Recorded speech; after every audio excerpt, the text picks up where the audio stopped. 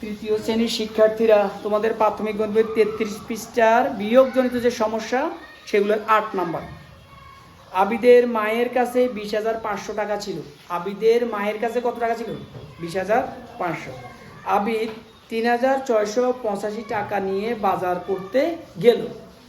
এখন আবিদের মায়ের কাছে কত টাকা রইল?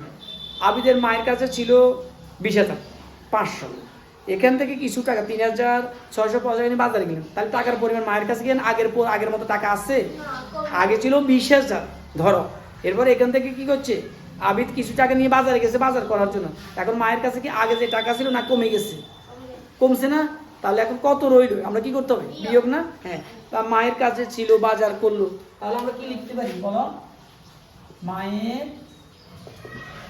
কাছে ছিল কত? ছিল 20,500। এই 20,500 টাকা। এবার আসো, বাজার করলো।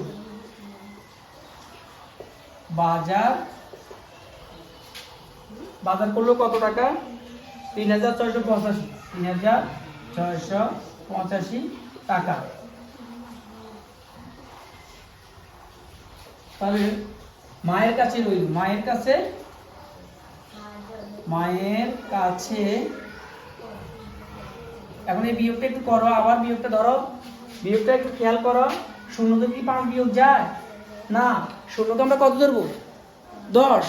10 থেকে 5 বাদ দাও, 5 থাকে কত? 1।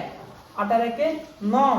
আবার শূন্যটাকে 10 ধরবো, 10 থেকে 9 গেলে 1 থাকে 1। 6 আর 1 7। 5 কে আবার কত ধরবো? 15 থেকে 7 বিয়োগ করে দাও, 8 থাকে কত? 1। 3 আর 1 4।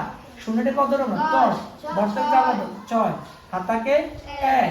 2 থেকে 1 গেলে 1। তাহলে কত? 16,815 টাকা। ঠিক আছে?